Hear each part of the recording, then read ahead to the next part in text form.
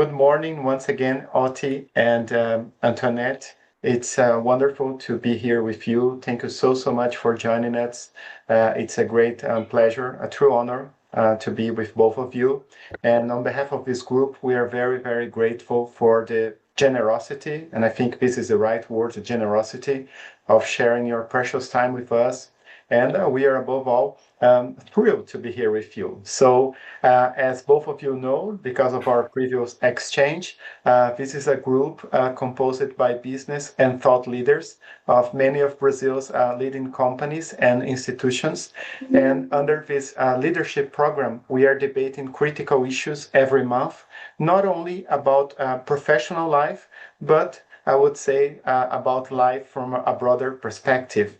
And on top of that, we have these very special sessions with leading thinkers like yourself, who, of course, are our guides to think better about the subjects and, of course, to act accordingly.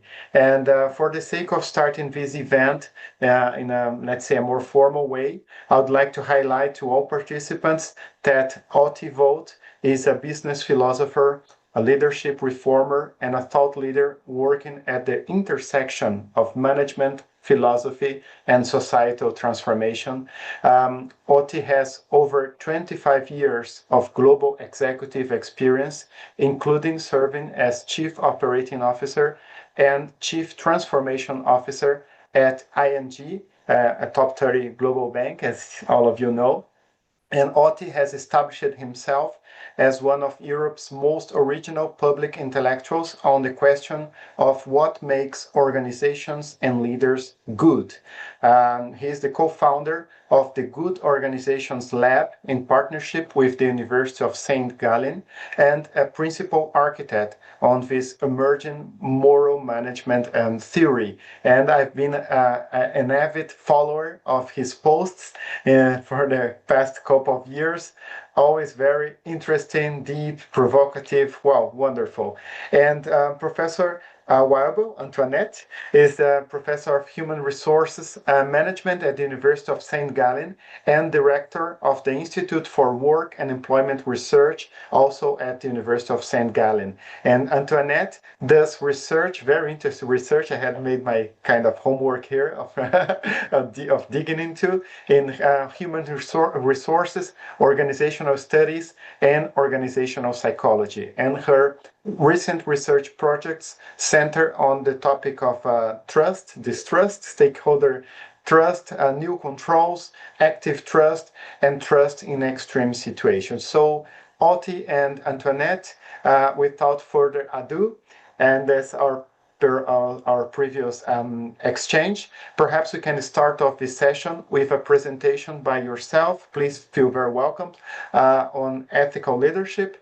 And then we are going to move to some questions that we have prepared for you. And also, of course, to have some a kind of a moment of a Q&A with the members of our group, whom I also greet and thank very much as well for being here.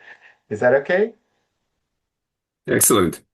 So let me try to share slides, because there will be quite a few slides to make sure that we are honoring the topic at its kind of academic and practical depth. Can someone just let me know when you see the slides? It's perfect. Yeah, we are seeing. Okay, and let me do just one check of the clicker to make sure that I can move the slides.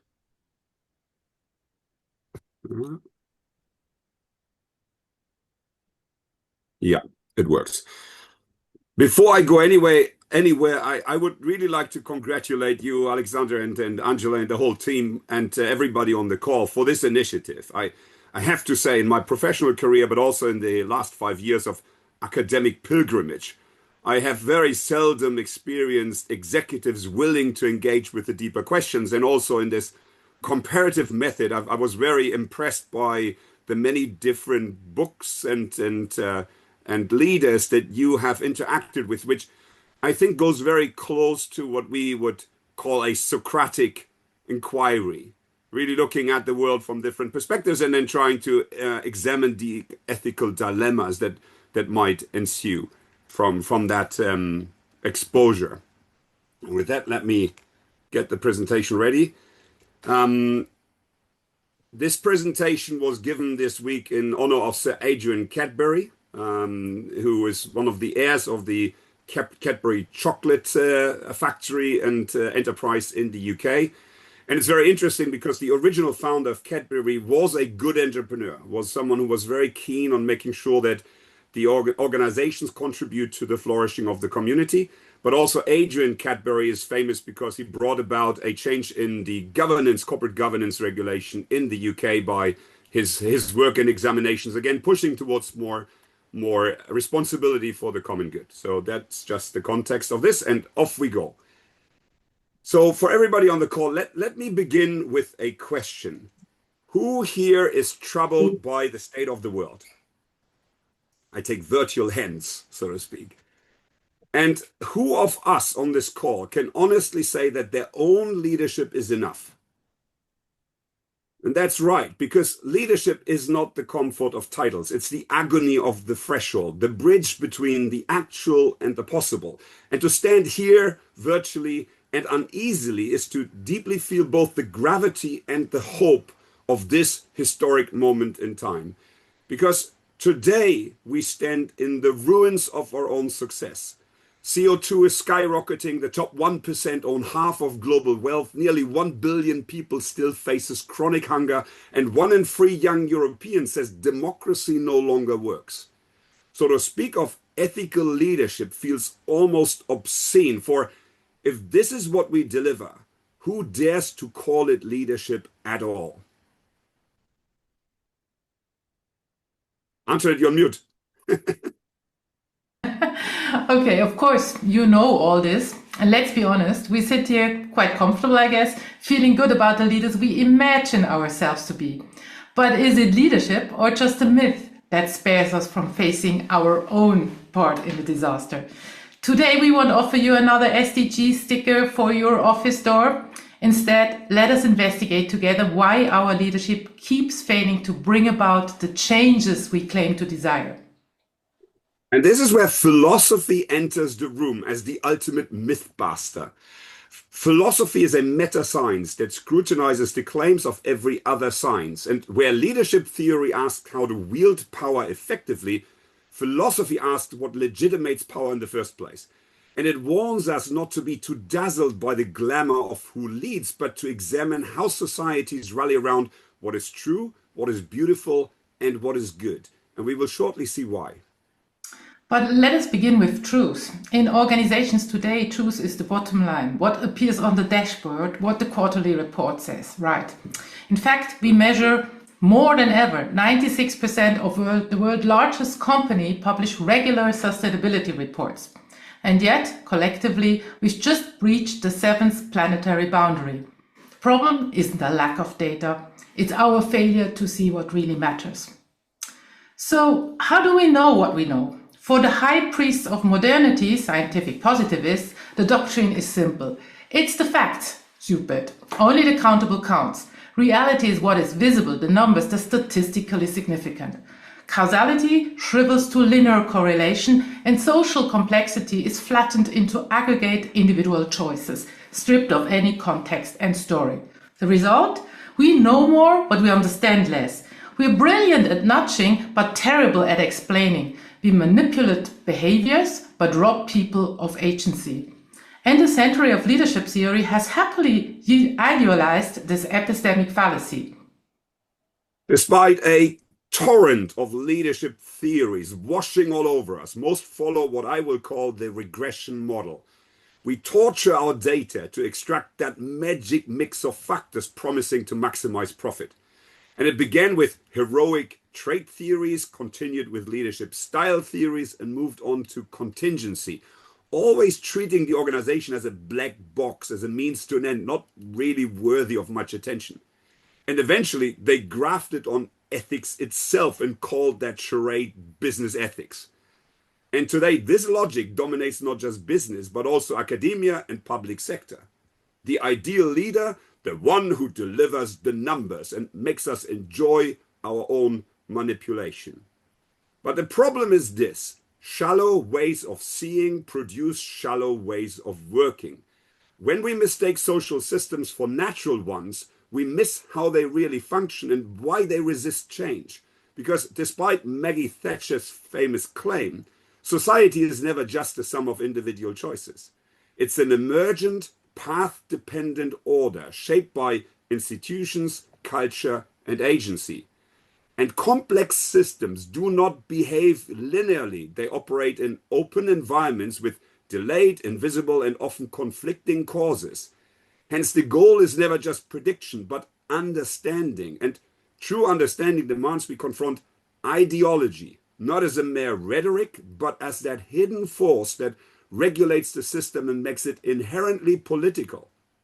And that's why philosophy insists that we must upgrade our theories, because otherwise transformation is just fresh lipstick on this very same, very old and very ugly pig.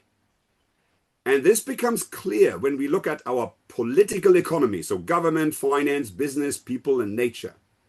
If we fail to see the systemic causes beneath all our different many crises, we will continue to prescribe aspirin for cancer. Every crisis ultimately traces back to how our systems are configured, yet we trample on blindly, experts at defending our own denial, while the engine of endless growth crushes the Anthropocene. Climate change is not an environmental issue. Let me repeat this. Climate change is not an environmental issue. It's a system breakdown. There are no externalities. Until we confront the system as a whole, no carbon credit, electric car subsidy, or CSRD will ever be enough. Systemic crises demand systemic answers. So why can't the market fix it? Because social reality isn't flat. It curves, it tilts, it warps the odds. Just as space-time bends gravity, our dominant ideologies shape what is structurally possible. CEOs earning 400 times median wage, a Rolex costing £5,000, upward mobility in the UK taking 5 brutal generations. These don't just happen. They are shaped by a configuration that makes some outcomes more likely than others. This is why isolated reforms so often fail. They never change the underlying logic reproducing the system. And here's another fact. Since 2010, after endless policies and rhetorics, the EU circularity rate has increased by barely 1%. 1%. And today we depend more on imports than a decade ago. So remember, facts are never neutral. What counts as a fact is built on the mountain ranges of the social field. If we want real change, we must confront the forces that make the facts in the first place. And for the last century, neoliberalism has of course reshaped every single layer of our social geology. Markets became the measure of all things. Nature was reduced to resource, community to network, citizens to consumers. The state was rebuilt to enforce market discipline, and each of us was made into an enterprise of the self. Today, wealth means merit, and poverty disgrace, and instrumental rationality is crowned as common sense. Education, health, even our sense of selves are judged by quarterly returns. Value shrinks to GDP, to share price, to cost per head, and as leaders we're programmed to serve the market and to blame inequality, precarity, and structural exclusion on the allegedly poor choices of those left behind. Of course, these ideologies that shape our world are never accidental. They are forged in struggles over interests through cycles of conflict, capture, and then institutionalization. And at their heart is a triangle of power between the state, property, and people, each axis tugging at the others. But be careful, property isn't just an asset, it's a legal boundary of inclusion or exclusion between people.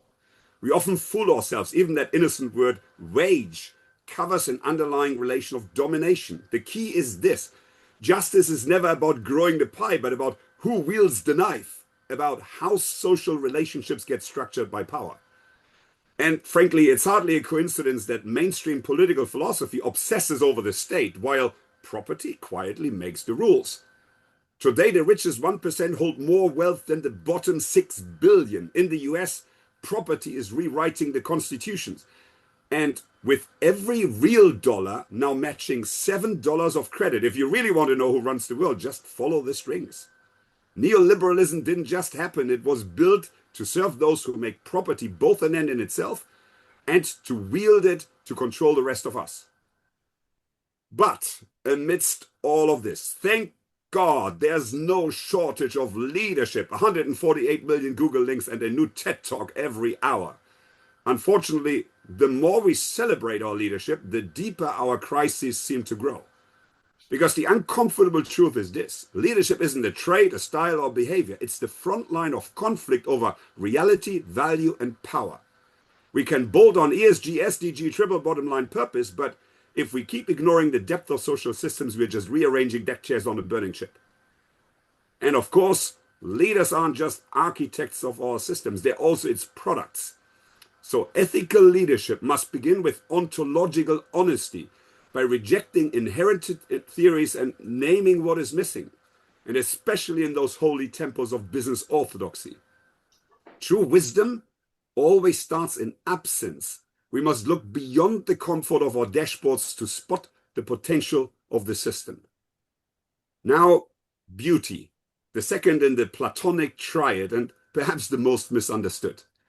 Beauty isn't branding or cosmetic. It's a sense for value beyond appearance. Descriptive science can only ever tell us what is. Beauty summons us to what ought to be, sparking that passion that fuels our ideologies. It lies at the heart of moral imagination and motivation, that force that pulls us towards unrealized potential. Without beauty, we settle for the banality of what works, never daring to really ask what is truly worth making real in the first place. Sadly, academic ethics has lost its nerve for grand ideals. It's become a technical exercise, abstract theories, trolley problems, hysterically unwinnable arguments over right and wrong. We rarely teach students how to desire the vast and endless sea or how to truly become good. The real challenge isn't which theory prevails, but whether we awaken moral imagination, that sublime capacity to sense, feel, and aspire to something greater. It's not ideal theory versus applied philosophy, it's the courage to imagine better. Without it, we are left with compliance manuals instead of contemplation and never dare to become more than who we already are. But of course, philosophy never makes it easy. It's sometimes esoteric, often maddening, and always unfinished. We inherit both the burden and the hopes of 2,500 years of moral struggle. And yes, it took us 4 years to create this single picture. But instead of a maze, see this as a treasure map. Every theory is a fragment of a magic formula, a clue how to transform our world into a world of value and to help us glimpse its real potential. Because every ethical theory, in a 25 on this slide, spotlights a different value. Some prize pleasure, others reach for transcendence. And here's perhaps a litmus test. Think about your own company. Which three values dominate a typical meeting? Because this is the flaw in DEI. We celebrate diverse faces, but what the hell does that mean if everybody comes from the same schools? Most ethical failures don't stem from lack of intelligence, but from a poverty of imagination. Volkswagen achieved technical brilliance while poisoning our children's lungs. McKinsey optimized opioid sales with surgical precision while contributing to over 100,000 overdose deaths every year. In the end, we become what we focus on and what we refuse to see.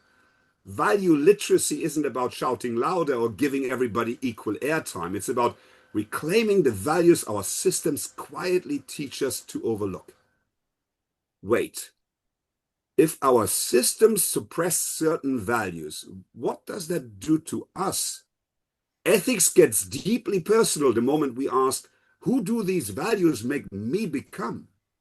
Every column on this chart is a different answer to the question, what is it worth living for? And the truth is, we all need moral commitments to have an identity at all, but do we ever pause to question the good that defines us? Or ask what kind of life is truly worthy of us? Maybe take a picture and look at this later, because it's oddly liberating to realize no value is inherently superior to another.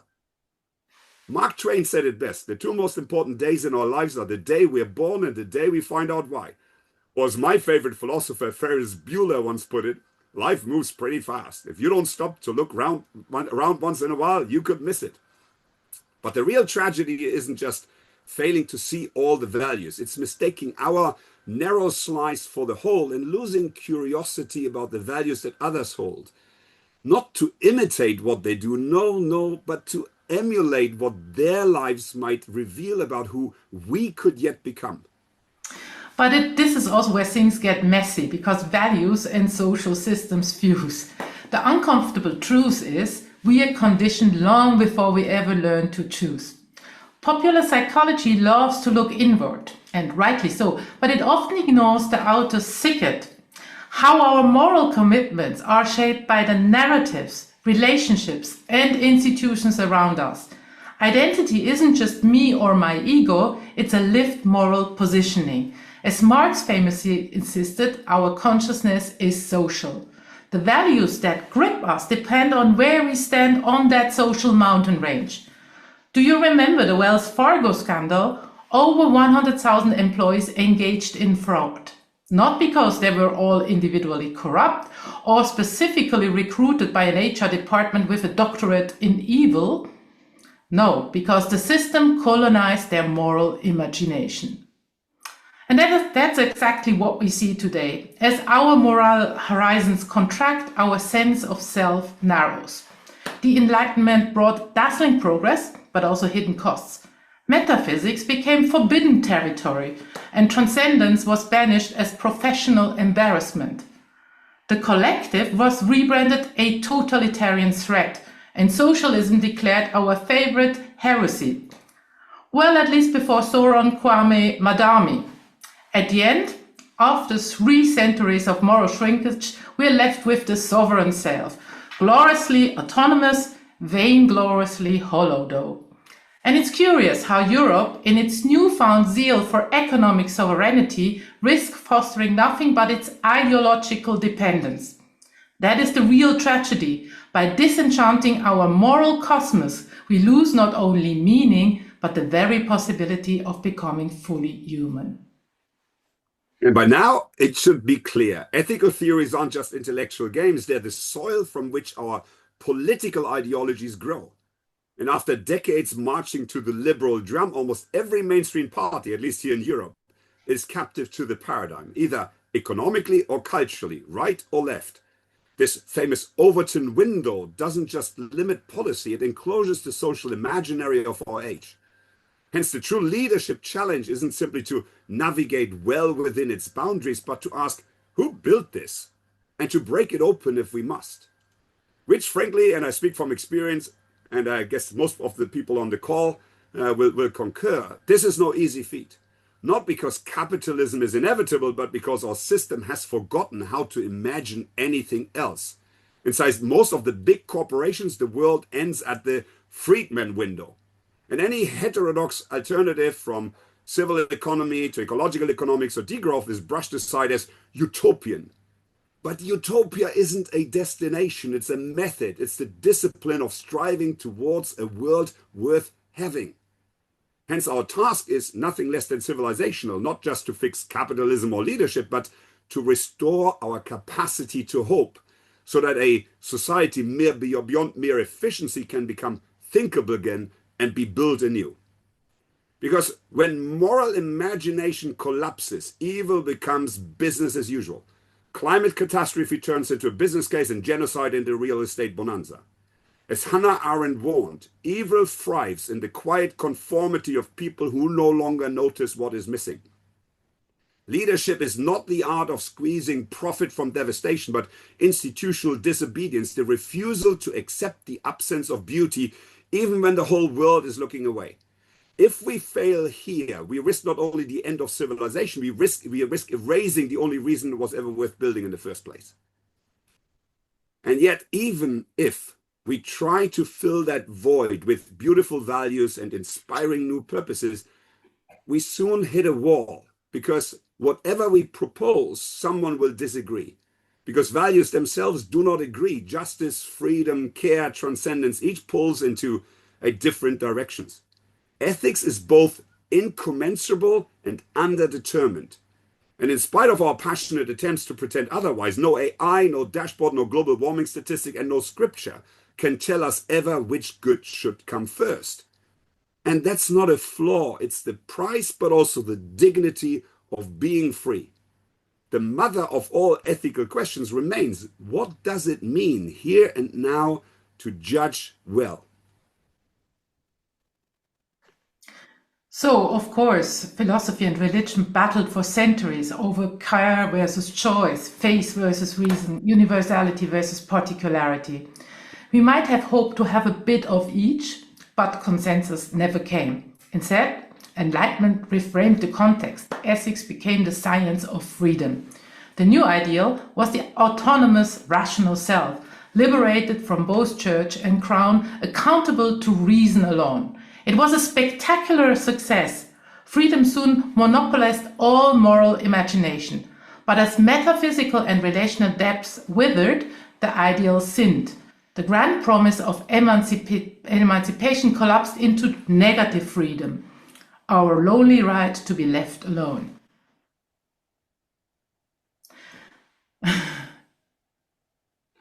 Okay, and that we had just a small coordination. And do you want to take this? Yeah, I can do that. Sorry. And that sin, freedom, didn't just spread, it colonized everything. Abundance became humanity's wet dream, every limit an enemy to defeat. But there is no negative freedom without negative externalities. My news SUV is your next flood. This is the fatal flaw of liberalism. When freedom means only freedom from, it has no reason to restrain itself. A society addicted to unlimited choice soon wages culture war against ecologist wokeness, with citizens desperate to escape responsibility for a planet that burns. Because self-limitation demands care for other values, precisely what negative freedom, right or left, refuses to do. And of course, we try to tame that individualism through democracy. More voices, more participation, and endless negotiation. And for a while, it seemed to work. But multiplying interest doesn't build a common good, it fragments it. John Rawls thought justice could be engineered behind a veil of ignorance, but when we strip away identity and history and life's messiness, we lose the very substance that makes virtues possible. So we pile rules on rules, GDPR, Basel III, CSDDD, hoping compliance will eventually substitute for character. But rules without roots don't build virtue, they crowd it out. A society without purpose turns into a negotiation of narcissisms with greenwashing and box ticking and a politics hostage to the latest poll where the loudest or richest win, not the wise or just. Until we dare to name our good, procedures will only entrench privilege and consensus won't call us, it will just comfort the crowd. And Plato saw this coming. If all of us, if we slipped on this ring of gauges to become invisible, our freedom would not raise us up, it would hollow us out. The Enlightenment wagered that reason could supplant revelation, but Kant's moral law within cut adrift from those starry heavens above, strand the soul, our fragile will battling infinite temptation. True justice, as Plato insisted, is neither private possession nor procedural fairness. It's the architecture of spirit, a living order that emerges only when we find our place within the whole, shaping society through a shared commitment to the good. Flourishing isn't a tally of private victories. It's a moral current, a joyful flow that lifts us when we participate in the radiant unfolding of human possibility. To lead a good life is to answer to a freedom for, not merely a freedom from. But of course, we can't return to Plato, nor retreat to religious certainties. To fulfill human potential, ethics must stay open, protecting diversity while uniting us in pursuit of a shared good. And leadership then is not about harmony or consensus, but dialectical discernment. That courage to hold universal and particular, material and transcendent in generative tension to forge new possibilities. It's precisely these gaps to good between what is and what might yet be that inspire us to risk, to experiment, and to transform. But we only grow when we face, not just smooth over, the tragic conflicts of our age between ecological shaming and fossil fuel techno-optimism. The common good is not a new scorecard. It's the spirit that breathes through the quality of our relationships, shaped by the narratives we create and the structures we build. But I guess, as everybody can see, ethics never hands us easy answers. Wisdom isn't a simple choice between means, it's a commitment to ends. Goodness isn't a theory, it's an encounter. And perhaps think about it this way. Moral judgment always involves three participants: me, you, and the good. First, we see and truly see what lies beneath all the dashboards and data. Then we imagine what hidden beauty we could draw out. Next, we judge by asking, who must I become in this moment to serve the good? And finally, we act, not by some rule, but by freely stepping into the gap between what is and what ought to be. And that's why flourishing isn't just another metric. The good life is lived, not solved. Our life holds no meaning as such. Its significance emerges in that messy work of lifting each other up to participate with care and justice in the unfolding story of the whole. And in fact, flourishing isn't even a goal. It's energy times excellence. It emerges when our passions, those energies and emotions that drive us, are guided by values which are refined over time by practicing wisdom. As Aristotle insisted contra Freud, emotions aren't obstacles. They are, rightly shaped, the very force that propels us towards our highest potential. We become who we are by doing, not as private authenticity or personal happiness, but by our participation in the good of the whole through the habits we form, the roles we choose, the relationships we build, and the stories we tell each other. The good life is not about feeling good, but about becoming good systemically. So if individual flourishing emerges from wise living, then ethical leadership at scale must build organizations where personal freedom matures into shared flourishing through our life at work. The Freedom to Flourish color model traces this journey from the chaos of red through the individualism of yellow, the democracy of orange to the dialectics of purple. As organizations evolve, they expand in consciousness, seeing more and caring more, and they deepen their commitment, acting with greater courage for the common good.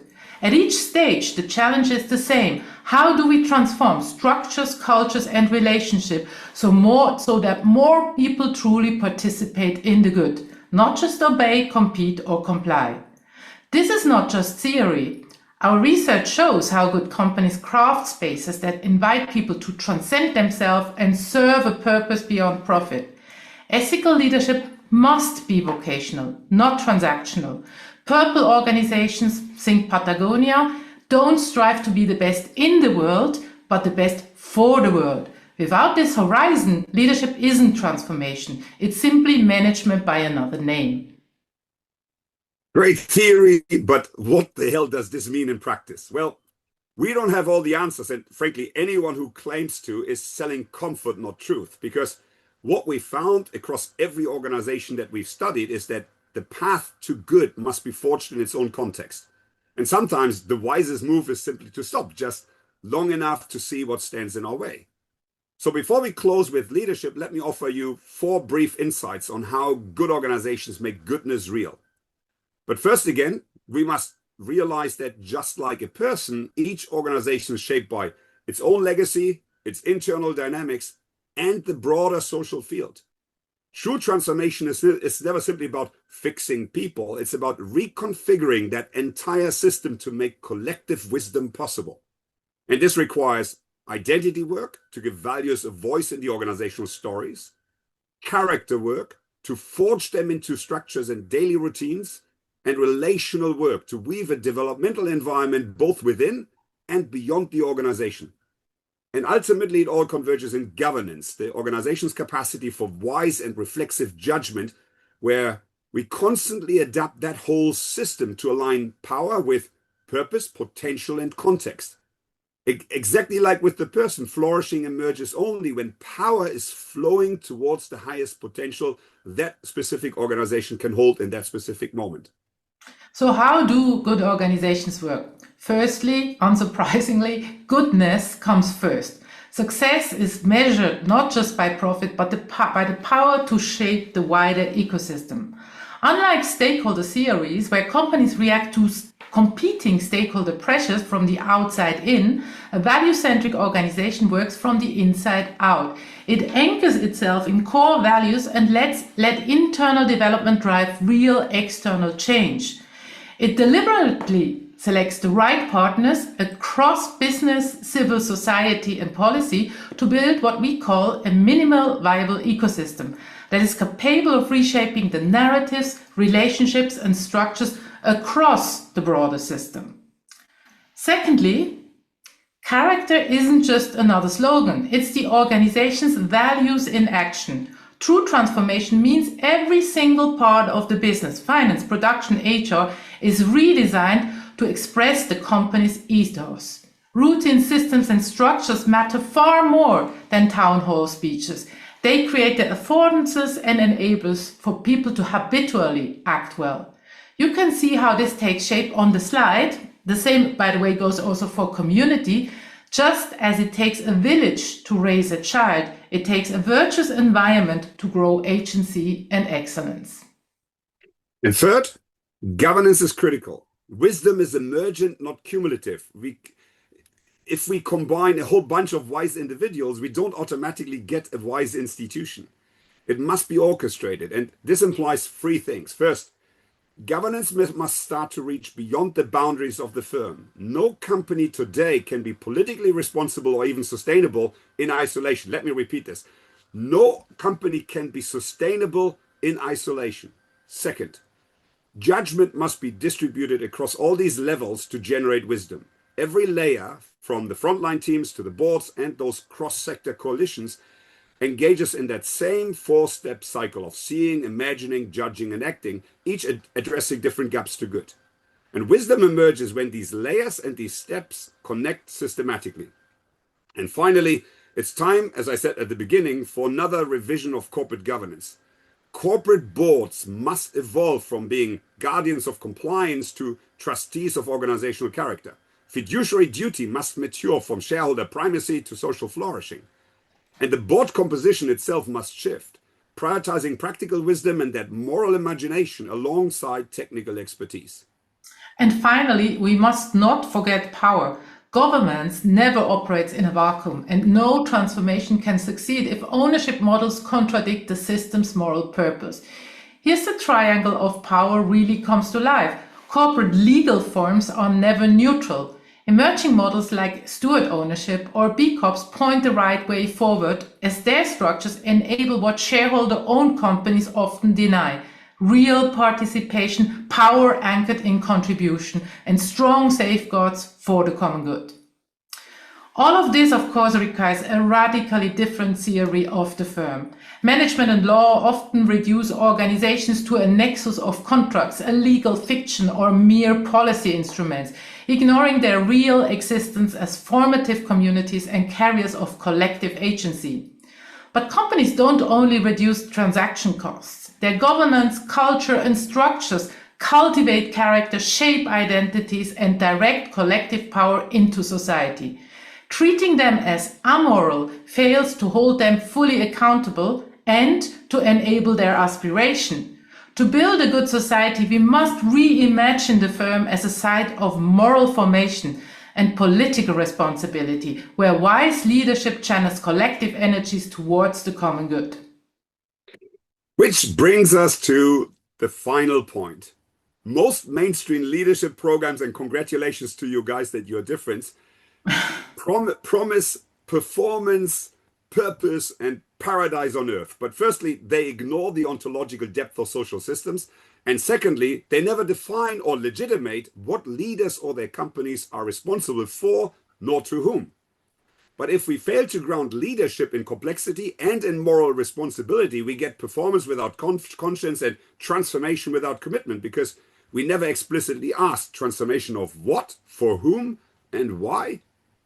And perhaps the key insight is this: ethical leadership, when rightly understood, is not about charisma, but about layers, like an onion, each defined by its contribution to the emergence of a flourishing whole system. A leader, by contrast, is not a personality, but an office entrusted to steward the organization's continuous and purposeful development, embedding values and wisdom in their structures, cultures, relationships, and governance. At every level, from personal excellence to that global alignment, leadership roles may take distinct forms, but the work is not heroics, it's to enable the living social practice by which a community makes goodness real. And three very short reflections here before we close. First, there is no moral development without personal development, and no professional competence without character. To develop leaders that are capable of these roles on the last slide, leadership development must integrate three things: technical mastery, psychological maturity, and practical wisdom. But even that, frankly, isn't enough. Leadership must claim its place as a true profession, like medicine or law, with standards, with ethos, and with public accountability, because only then can we hope to cultivate that dual loyalty that ethical leadership needs, not just to the organization, but also to the greater good it serves, able to hold power to account against ideology, against convenience, and for the sake of the whole. Second, the deepest gap in leadership today isn't AI or psychological safety, but the capacity to pursue that wisdom at every level, in ourselves, in the organization, and in the economy and the society at large. And this basically means that ethical leaders need at least three essential competencies. First, operational excellence, to run the business well. Second, institutional stewardship, to continually shape the business into a force for good through relational and institutional transformation. And third, civic responsibility, to courageously serve the wider community and public life as both advocate and architect. And frankly, unless we develop all three, no amount of emotional intelligence will close the gap to good. Third, we must fundamentally rethink how we recruit and select leaders. Because here's transformation law number one. The maturity of an organization can never exceed the moral maturity of its leaders. And of course, we can integrate all those competency frameworks into stage models to guide hiring or training more effectively. But if you want to take away just one thing from this presentation, let it be the unavoidable implication. If they won't grow, get the assholes out. Because the research on this point is absolutely clear. No social system can thrive, let alone survive, in their presence for very long. I said at the outset, leadership is the bridge between the actual and the possible. And today, all of us, every single individual and every single organization, we stand on that bridge. And this is no longer about compliance, SDGs, or ESG targets. It's nothing less than a battle for the soul of our organizations and the future of our global system. Yet, history is unforgiving. Systems are designed to perpetuate themselves, not to transform. Paradigm shifts demand more than consensus or new narratives or growth mindsets. They require conflict, courage, and character. In a world on fire, we don't need more servants to the status quo. We need leaders who refuse to accept the inevitability of wasted human potential. And 30 years ago, when I entered leadership, they told me, if you can't stand the heat, stay out of the kitchen. Well, today, I want to return the challenge. If you are not willing to be measured by the nobility of your office, step aside for those who are. But of course, we can only make a difference together. And Carol Gilligan once mapped the world into three: those who care only for themselves, those who care for others, and those who care for the world. Our task then, if we are serious, is to rally those who embrace the whole, ally with those who care for each other, and defy the rest. Because if we fail to move forward, regression into tyranny isn't a risk, it's a certainty. So I want to leave you with this. Ethics is not academic abstraction. It's the disciplined daily practice of responsible engagement with life, with power, and with potential. And it's going to be the clash of ethics over visions of the good that will define the generations to come. Leaders, colleagues, and friends, choose your side wisely. Build with purpose. Make goodness real. Thank you very much. Wow. This deserves the real hands, not the digital ones here. Yes. So, Otti and Antoinette, it's very difficult to say something at this point. I think I need some time to ponder because you managed to sum up the spirit of this program in about half an hour. Because we are actually what we are trying to do here is to connect the dots and to develop this kind of systemic view of life. Because to a great extent, I believe that ethics is a kind of a consequence of having this systemic view of life. And for that, of course, we have to understand the macro context. We have to understand the organizational context. We have to understand what human beings really are without our prejudice on human beings. And we have to understand ourselves. So altogether, it's a kind of an endeavor for a lifetime. It's not easy. It's a long process of maturation. And fortunately, I can say that here in this program, we have kind of managed to put together a group of people who are really decided to go on this path and to join forces with other people like both of you who are also on this kind of endeavor, big endeavor. And that's why I see a lot, of course, of harmony, of alignment between the good society idea, philosophy, and what we have been trying to do here.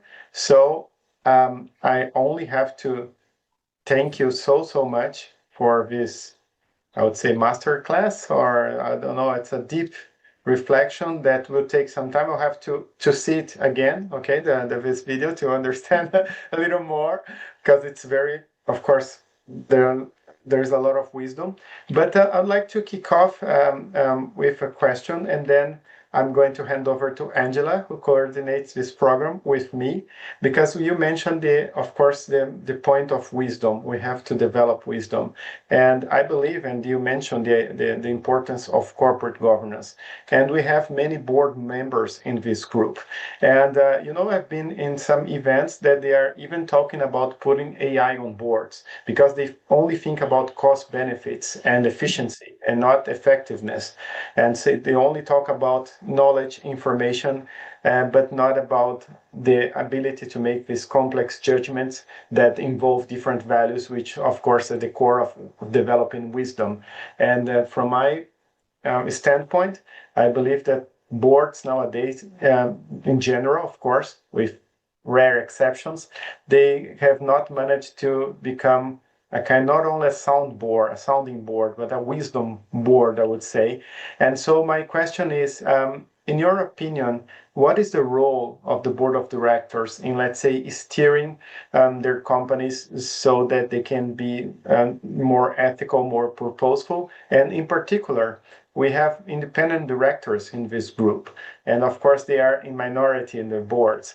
But how can they support their companies to develop this kind of greater awareness, and then to help the true leaders? Because I think leadership has been banalized. This is a word that has been, unfortunately, we are calling leaders for people who are not leaders. So this confuses a lot, this topic. But basically, what would be the role of independent directors in trying to help their companies moving towards becoming places for human flourishing and for developing, I would say, companies that are really making the good for us. So if you could please elaborate a little bit on this role of the boards, we would appreciate very much, Otti and Antoinette. Thank you so much once again. So I start, Antoinette, or do you want to start? No, I take up afterwards. I mean, this is a very, very important question, right? I think we strongly believe that governance is the key, but governance needs to work at these different levels. So we need to make sure that we're creating governance at the level of an ecosystem, be it whatever, good fashion, if you want, or good education. That's a macro level, right?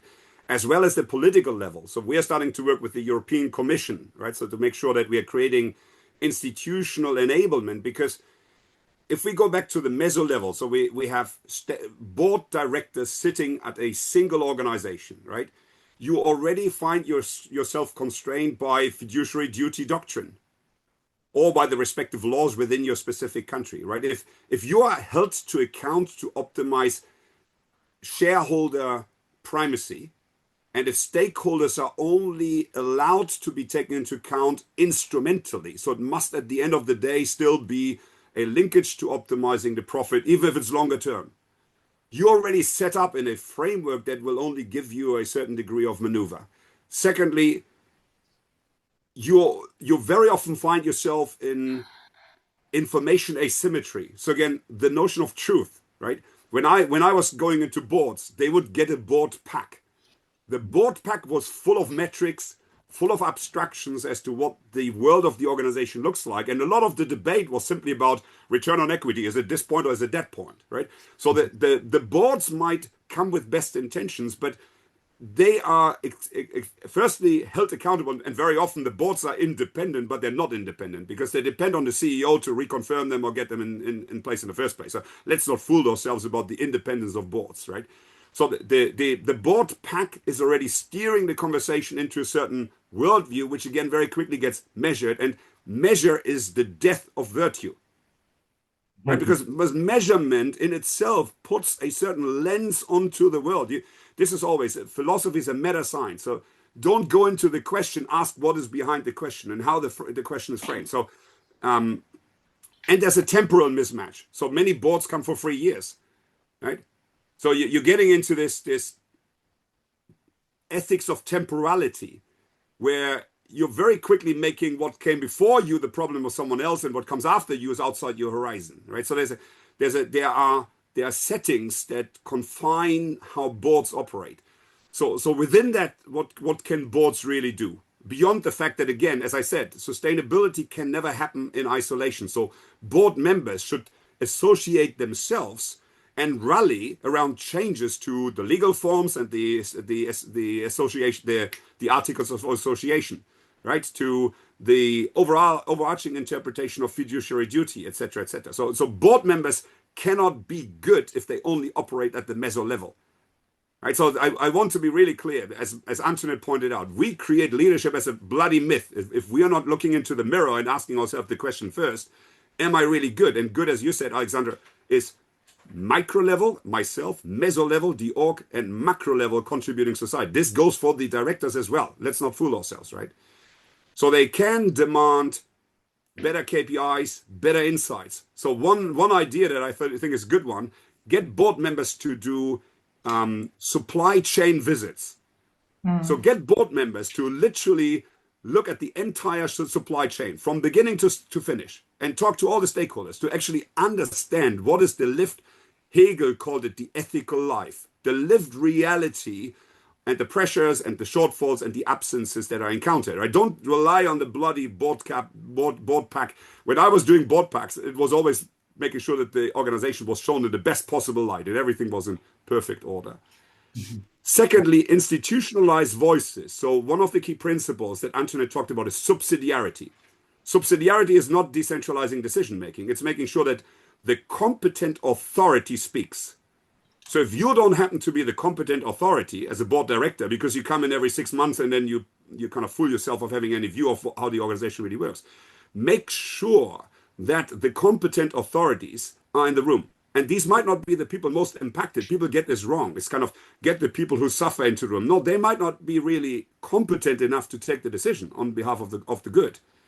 Right? Make sure that you got the right decision making in there, or get independent research to evaluate the key problems. Right?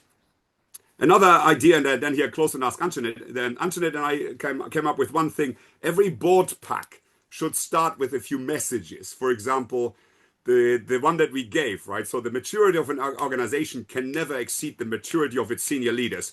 And then the question to the board: are you really senior enough to take this conversation, take this decision? Right. So look at yourself. Right. Or another proposal was the board pack should start with: if you were a benefit corporation, would you decide in the same way? And if not, why not? Who are you really serving here? Right. So create the space for dialectics, for self-decentering. Ken Wilber, and I disagree with many things on Ken Wilber, but Ken Wilber said personal development is mostly the continuous practice of reducing your own ego, right? And there's some truth in that. So be very careful. It's so seductive to get into this and feel good about yourself and fool yourself and get lulled into all these messages, and keep that distance and hold yourself to account to the standards of excellence of your profession, not the standards of excellence of your ego, the big corner office that you have, or a secretary smile, right? Antoinette. Wow. Yeah, I guess the only thing what I would maybe translate a little bit, coming more from a management research, I would say the independent board director is a category mistake if you think in the way we think about organizations, because it's not about independence so that you are better able to control the managers, that they in the end really are able to maximize shareholder value. But if you want to go just a tiny little bit further, and that's not our model, but if you are maybe in a certain legal context where you still have that shareholder value written very clearly also in the legal guidelines, then go to the model of Blair Stout, who understand the board at least as a team production model. So you would have to bring in the views of those people you want to bring to flourish. So there would be an employee voice in the room. There would be, and of course, a qualified employee voice. There would be certain stakeholders in the room. So I think that's one way to link it to more the mundane corporate governance instruments, and you find tons of ideas there. And I think here it's always clear that you have to immerse yourself. You really have to go for the truth. You have to go much deeper, as we try to say. And of course, the visit that Otti said is a great idea. That would be exactly in that direction. I maybe just add two things. I want to go back to the no asshole rule. And sorry, that of course is also important for the boards. I mean, yeah, don't get CEO assholes in, right? Which yeah, I mean that I think is a huge problem. And then maybe the last one, I mean, I think in your group you know about that, but I do like how monasteries are governed. So you can learn a lot from monastery corporate governance. And one thing is they have something like sessions where you have truth to power, where all the monks are really allowed to kind of take their leadership apart. I mean, they have external audits from other cloisters helping them do that. And that from time to time, I think would be also very helpful exercise for the board. Yeah, this is called visitation, right? The only problem is that you might be visited by people who come from exactly the same schools, and you're still not getting what Pat Warehane calls sense breaking yourself out of the routine, right? So an alternative. Yeah, but you forget they have one good only, Otti. They don't need the moral imagination across different goods. I mean, in a monastery you're fine, right? But in a modern corporation you're not. Yeah. The alternative to this visitation is a practice called contradictio. So make all public deliberations of the board public, A, with justification, B, and allow a 30-day period for every shareholder and stakeholder to object. And then the board needs to reconvene to revise the objections. And secondly, enforce a 1-year revision routine where all important decisions get revised after 1 year to understand whether they actually worked. And then force the lessons learned into the documented routines of the organization. It's incredible. Thank you so much. Just to complement, Antoinette, you mentioned the team production model. We have been with Lynn Stout about 10 years ago in the University, a couple of months with her, and we have great memories of the late. Yeah. It's been a wonderful friend. Here's some books of her. Yeah. Nice. I'm a big fan of hers, and she was really right on the spot. Stayed in Cornell She received us in Cornell in 2015. So 2015. And the second thing, just because Otti mentioned so many interesting things, but the idea of metrics. We have had a conversation with Jerry Miller, who is the author of a book called The Tyranny of Metrics. And he criticized this kind of widespread cultural belief system that he calls metric fixation. And he says, we live in an age of mismeasurement, overmeasurement, misleading measurement, and counterproductive measurement. So that goes and if I just can add something, of then being the apex of stupidity, also link incentives all the time to these metrics. And then we have even two things which crowd out civic virtue, as my old teacher Bruno Frey used to write about. So, I mean, yeah. Angela. I love your definition that measure is the end of virtue. I'll write it in my wall. Yeah, because measure is utilitarian, right? It's a consequentialist ethics. Goodness, as I said, is an encounter. So the capacity to, in the contingent situation, make the right judgments, that's what we need to train in people, not delivering the outcomes. I mean, I can optimize you a banking balance sheet, give me 6 months, right? It's kind of financially optimize a company balance sheet is easy, right? Being a good person is bloody difficult. Yes. Well, I would like to thank you so much. I'm thrilled with your presentation and your generosity. The first thing that I would mention is that it's very good to know that you notice that our love for the indirect action, for the beauty in these groups that we are conducting here, to free our minds to think beyond and to create beyond. And this is a gift for us, of course, this reconnection. And I have two questions. The first is a curiosity. How many times have you been named utopian or communist? Do you know? Well, I think this is a question for Antoinette, who has suffered her. Yeah, well, I'm sitting in a business school and we have all the backlash right now. And yeah, I mean, they don't dare to call me communist, but to be honest, they wanted, but you know, I'm used to that. I'm called a communist even 20 years ago when I had my first research on showing that high-powered incentives crowd out intrinsic motivation. So you're always a communist if you come up with your ideas. Well, frankly, let us be really clear, right? If an American calls you a socialist or communist, most of them do not even understand the basics of political philosophy. If you ask them how to define a socialist versus a communist and the difference between a market or democratic socialist vis-a-vis a capitalist, they would just be there with their eyes glazing over, right?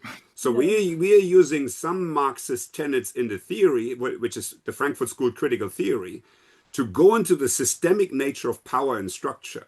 And frankly, Marx is one of the building blocks of modern sociology that no serious sociologist can ignore. Completely independent of what communism did or whether the Soviet Union was truly communist or in reality was. It was just a joke. But I think it's an important one, right? Because you very quickly get shoveled into also epistemic violence, right? People try to shut you up by making statements that are unfounded and very often just stupid. Right? Exactly. As you can tell, I have very little sympathy for people who haven't opened the books and still pretend to have big opinions. Yes. But and now the real question, not the joke. Here we have one of the major banks of Brazil recently laid off 1,000 employees at once. They were arguing that the employees they were with low production, low screen time. So despite of their great results, they were laid off. And there other, at the same time, we have this will of autonomy, great autonomy, more liberty from employees. But I saw recently a headband that are put in Chinese children to see how much they are focused, how is their feelings, how they feel about what they are doing. I don't know if you saw this, and to detect their feelings, to detect their focus. So, and this came to me like the Brave New World from Aldous Huxley, to control not just your computer, but your feelings, your thoughts, everything about you, as long as you are not as productive or costly as a machine. So do you think we are already in this brave new world for real? Or and if we are not, can we avoid it? And how? So maybe I go with a descriptive answer first, and then I'm sure that Otti gives a philosophical answer. But from a descriptive answer, we are doing quite a lot of research on AI augmentation, where leaders then still often can overrule certain things, but don't need to. But of course, they should pay attention, because as we just said, it's not all that is measured is not what counts. But as I said, they are not doing it often enough. And I think this is for me, it's the real danger in working with AI and with technology.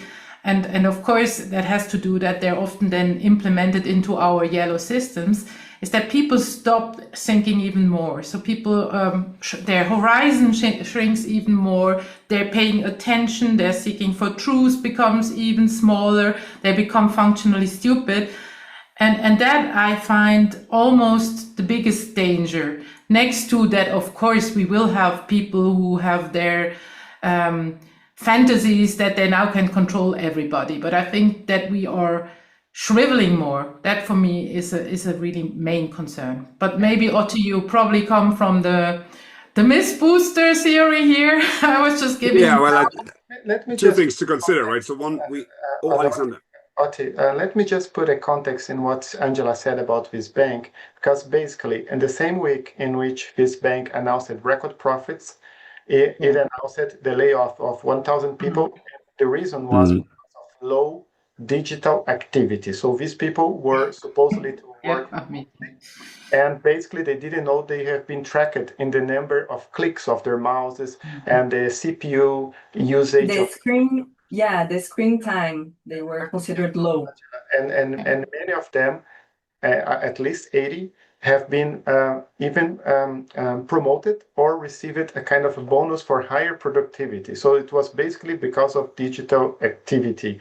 And this kind of, and then one of the arguments of the bank was that they had broken the trust relationship with the bank, as if this kind of control and monitoring. This is completely topsy-turvy, and it's a good example of how stupid people become. I mean, but Otti, you certainly have something with more depth to say. Well, only that again. So, as I said, before engaging in the question, look at the form of the question, right? Because there are words being used which come from psychological descriptive science, which psychology can never answer normative questions, right? Descriptive science can never answer normative questions. So you already have a little bit of the framing problem. Secondly, there's an implication that people should feel good, right? So feeling plays a role somehow. So people feeling better, is that excellence? No, it's not, right? Feeling good is not being good, right? So there's also a question here in terms of how the problem is being framed. Independence, more autonomy, more participation, more decision-making rights, more consensus is also not good. Not saying it's not better than not having any autonomy, but it's the democratic, it's the orange model, right? It's kind of, we pretend that goodness arises when everybody has a right to have their voice. No. As I said, me, you, and the good. You having more voice doesn't get us to the good if you're just pursuing your own self-interest, right? So look at how the problem is framed before you dive into solving the problem, right? So that will be my first thing. Secondly, I mean, the answer here is very clear, right? So if goodness is about lexical ordering, right? What matters most, and who are we becoming if we pursue a certain course of action? So what matters most, as you explained, Alexander, is the shareholder performance, right? Is that a good lexical ordering if we're dealing with the dignity of human beings? No. There might be a contingent situation when the company is going bankrupt otherwise, and you could risk the livelihoods of all the people connected to the company, where perhaps that financial solvability needs to go first, right? So there's always a contingent aspect of the situation. But otherwise, a lexical ordering with maximizes profit is just ridiculous. I mean, it's the dumbest discipline ever. as I think Jack Welch ultimately agreed to, that his idea of shareholder maximization or whatever it was is ridiculously simplistic, right? So that lexical ordering means you put one good above the other, right? So that lexical ordering is a bad idea. It doesn't mean efficiency is a bad idea. It means efficiency, profitability, or productivity. These are important virtues in an organization, but they must not come first. The first is the collective flourishing, the participation in the good. What this company allows the people inside the company, the people connected to the company, and ultimately the common good at the level of society. What is that moral positioning that is implicitly being made? Because we become by doing. Right, so just look at if people wear these Chinese bands and are being controlled like robots, what is it doing? What performance management always does. It instrumentalizes human being to squeeze out more for productivity for the people who are in charge. What we are suggesting is that you instrumentalize the organization to bring out the best in the people. You're reversing the instrumentalization principle, right? So you're doing that lexical ordering. Everything there is a formative environment to bring out the very best in every single individual. And that is not personal preferences or personal kind of pleasure, right? There will always be a professional community that discerns the standards of excellence. If you're a secretary, if you're a nurse, if you're a doctor, if you're a lawyer, if you're an advocate, there will be a professional community setting the standards for what goodness means. And goodness is what?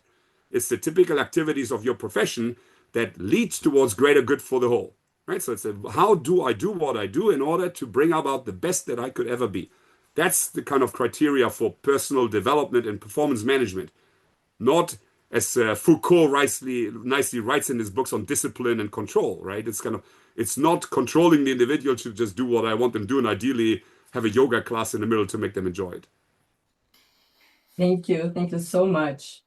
And perhaps if you have time for a last question, please, Otti and Antoinette, because we had agreed about an hour 15. So perhaps you can hand over to Dirceu.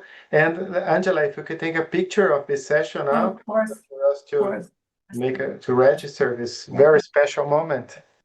So I'll count until 3, and I'll have to make 2 because no, right now we have only one screen. 1, 2, 3. So yeah. Thank you. Great. Hello. I would just like to make a clarification. As you mentioned, that fiduciary duties in some jurisdictions may be bound to shareholder value maximization and so on. I would like to inform you that Brazilian law states explicitly that every company has what we call, I'll make a literal translation, a social function. So our directors and executives' fiduciary duties also have to do with this social function that is explicitly stated in Brazilian law. So that's one thing. And my question is a very simple one. I would like to know if you have heard of initiatives like, for example, the British Standards Organization, BSI's initiative to publish the standard on purpose-driven organizations. And that is also an initiative that has been taken by ISO. They are developing a similar standard. I would like to know if you know of these initiatives and what is your view on them. And thank you so much for your brilliant presentation. Thanks. Corporate governance, and we had lots of questions on corporate governance over the last few weeks, is going to be a key focus of our work next year. We haven't done all the comparative analysis. We started with legal form analysis, especially with B Corps and the likes, but we have to do more. So please come back to us next year and we will be able to give you better answers. In terms of the work, yes, we are absolutely not directly involved. I've been asked to comment on I think it's ISO 37011 a few times with Victoria Hirth and the team around her. Yes, absolutely. I like the initiative, but I would say it's in our color scheme, it's orange, right? So this is going further, and especially building on corporate governance norms in terms of what good governance means. But it's certainly not yet getting to the levels that Antoinette and I are trying to get to, which is really this dialectical, formative, emergent theory of what does it mean to create a good organization in a complex system. I think governance is still more on the let's do less harm rather than let's promote the becoming of goodness, so to speak, in its current formulation. But I'm talking to those people, and I think that will be one of the kind of discussion that we will have next year to see if we can perhaps shift it a little bit further. Similar, by the way, B Corp and the new standards and the discussion about oh my God, I'm missing a term now. I'm getting slow. There was one aspect in the new B Corp principles that was left out, which was well-being systems or something. And we will pick the conversation up with the current leaders of B Lab to understand where they're going and whether we can align further. Because again, the same is true for us. We cannot sit here and create a new theory and do it by ourselves and feel good about ourselves, right? We need to integrate with all the other people trying to create synthesis and common motivation, because the people who are against this are well organized. I think we will be in Davos again in January, and frankly, if you want to see the powers against which you are arguing here, they're very strong. But they're very good points. So we'll look into Brazil. Thank you for the point. And Antoinette and Otti, like Tiseo mentioned, we have here this legal duty for a company to fulfill this social function. And we put that information also with this paper that we published with Lynn Stout 10 years ago. I put it in the chat, the link. So she saw a lot of countries and a lot of systems, and one was Brazil. So to argue also in the legal systems that the shareholder value, it's not a legal mandate or anything like that. It's a myth. It's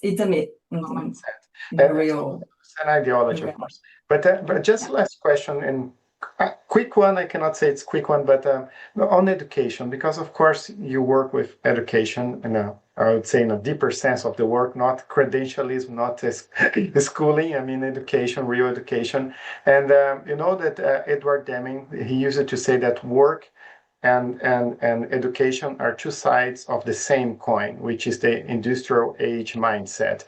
So to what extent has the educational system in general, of course, been transformed or not in the last decades, in particular, of course, in Europe? How do you see the role of the business schools and particular the MBA programs in promoting genuine ethics nowadays? And actually, do you think they are most part of the solution or part of the problem in overcoming these challenges that we have? Because from my standpoint, I really think that unfortunately, the mainstream is still part of mostly of the problem. Yeah, I mean, I think there was one very good book. It's an old book, and sadly that's still true. Kurana, who wrote From Higher Hopes to Hired Hands. That's certainly still true. And then my favorite article is Sumanta Ghoshal. You can take the 1995 or the 2005. Again, we are very steep in neoliberalism. I would say more egoism rather than utilitarianism even. We, in the last 10 years, sprinkled a little bit business ethics in between, but there was, of course, by no means what we now try to do with this moral management theory. This is all value-free, it's all positivistic, it's all very shallow. I mean, you name it, we do it. And I find that very sad, because that, of course, is we are having such a big responsibility. I mean, the one thing is with executives, and it's their own fault if they go to a business school. But I'm more talking about students, the future leaders, where I really find we have such a big responsibility to help them to see the whole horizon. The picture that Otti showed, I want them to see this whole horizon and to be really able to go into moral imagination as well. But yeah, I mean, that's me being an insider. And of course, Otti has written very bitter posts, which were liked by, I don't know, 100,000 people. So he is probably the stricter here, but I just give you my insider perspective, sitting in a business school. Yeah, but I mean, this is what brought Antoinette and I together, right? I think, and again, so two things just to throw something in. You always have to analyze what people talk about, right? What are the discourses? Case methods, right? Business schools love their cases, Harvard Business School cases, right? From an epistemological perspective, case studies are absolutely irrelevant. Epistemologically, no single case can ever enable any sort of generalization, right? There's nonsense. It's not predictive in any way. Social systems are not repeatable in any way. Goodness is contextual. So creating the case study in itself is window dressing, right? It's ideology. And then the way that these cases work in habituating pattern analysis by students, right? So they look a profitability is reduced pattern, and then there's an answer. And this brings a second important knowledge. When I go into these conversations, people love to debate theory versus practice. Right? Why all this theory and all these big diagrams? Well, so there's an anti-intellectualism, but it's also against theory per se.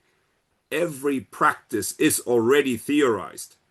There is no practice per definition that doesn't already have a theory in use that makes assumptions about what is a human being, what is the goal, what is the telos of the activity we're pursuing, what are the kind of decisions that have to be made. Every practice is theorized. So by creating this dichotomy, people at the end of the day are just deflecting from the necessity to examine the premises upon which each theory is grounded, right? So again, and as Antoinette points out, Ghoshaal's famous bad management theories are destroying good management practices. The famous article is exactly arguing this, right? So there's some important connotations. And again, the second point is look at the system, right? So the simple idea of student debt, right? Students need to finance their studies. What does that do?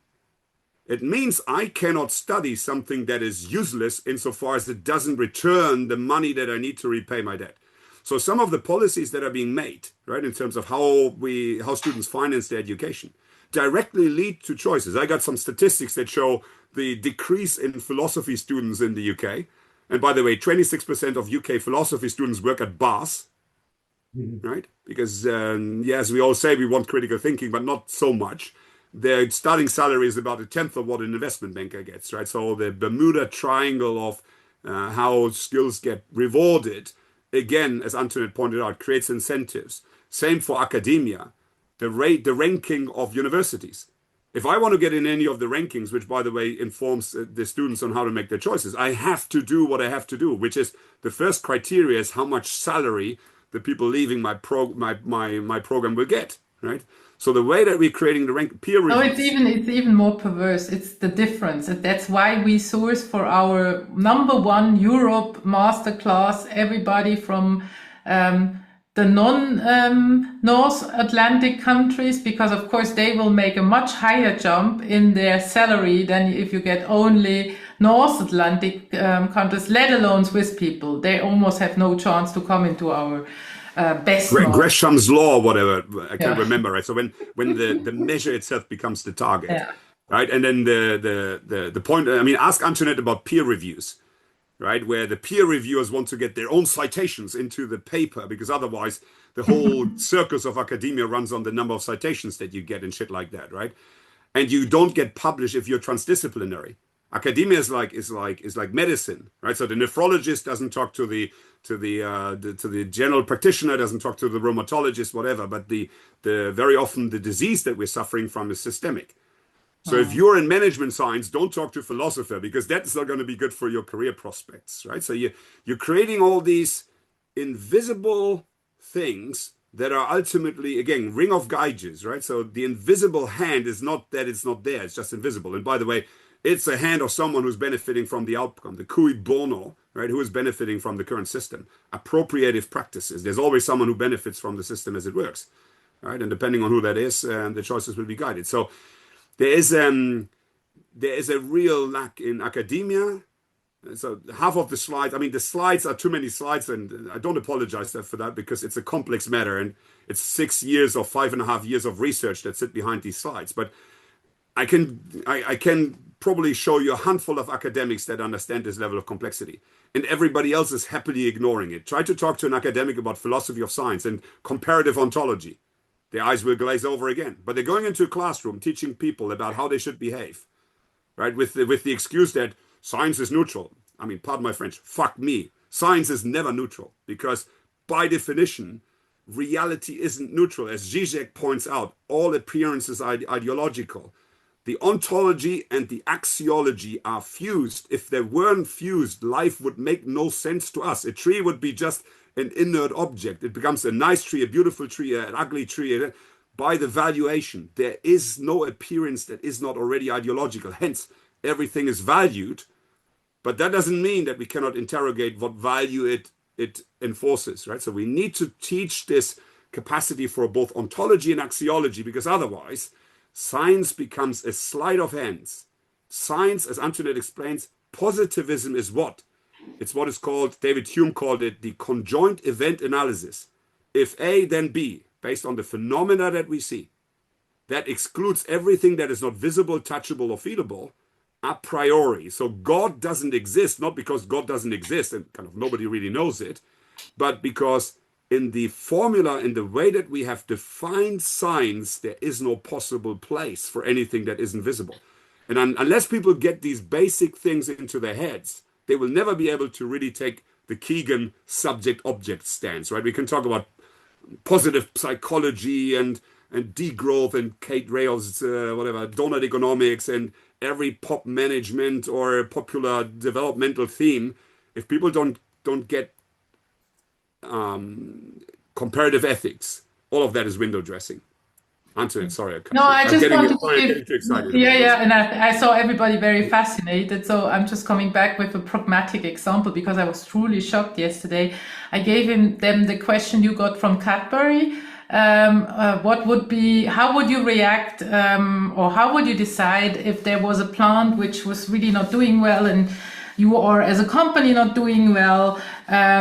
Would you close it down, kind of? And I just wanted them to find the different goods they would have to compare. And they weren't coming up with anything not related to performance in the end. They were just not able. So they were coming up with, when I teased them a little bit more, so I kind of really tried to bring out a little bit more, they started to say, yeah, maybe we lose human capital we otherwise wouldn't get, or maybe we lose our reputation as a good employer. And I mean, it's really sad. I find that really sad. And that was because, I mean, it cannot be so difficult to understand that there is probably a place where people are suffering afterwards, and that people, if they lose their job, also lose their lives in the end.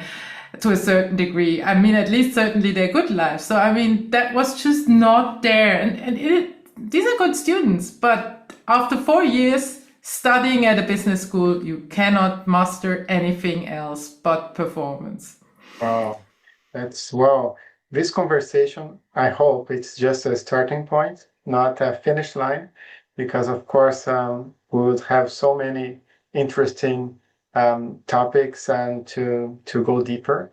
And it's been a wonderful time to be here with both of you.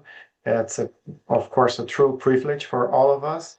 So Otti and Antoinette, on behalf of this group, would like to deeply thank you once again for the generosity, taking your time to be with us. Thanks for having us. I don't expect this to be a once in a lifetime opportunity, because we see, of course, many issues that we have to keep understanding together and joining forces, of course. So we really hope to listening and learning from you once again in the future. That was a memorable occasion. Thank you so much on behalf of Muito obrigado. Otti, Antoinette, I love you guys. Thanks, guys. You are amazing. Take care, Lara. I always love I miss you guys a lot. Both of you are invited to the good weather of Brazil as the winter is coming in Europe. Good luck with the COP, guys. Let's make it right. Make it better than the last ones. Lara, thank you so much, Lara, for putting us together. Thank you because so our much. conversation Thank you so was much, made Paul. possible because of Lara, who put us in My touch. pleasure. So, Lara, thank you so much, dear And friend. if there is any questions which are maybe also worth pondering for us, just shoot it to us. I mean, we're on LinkedIn, and we are really glad to get especially concrete questions like on corporate governance also, because that makes us thinking further. Or challenges, right? Shoot us down. Yeah, that's what I meant. That's what I meant, of course. I guess it will be a challenge. Take care. Much, folks. Brilliant presentation. Bye. Thank you. Thank Bye. you.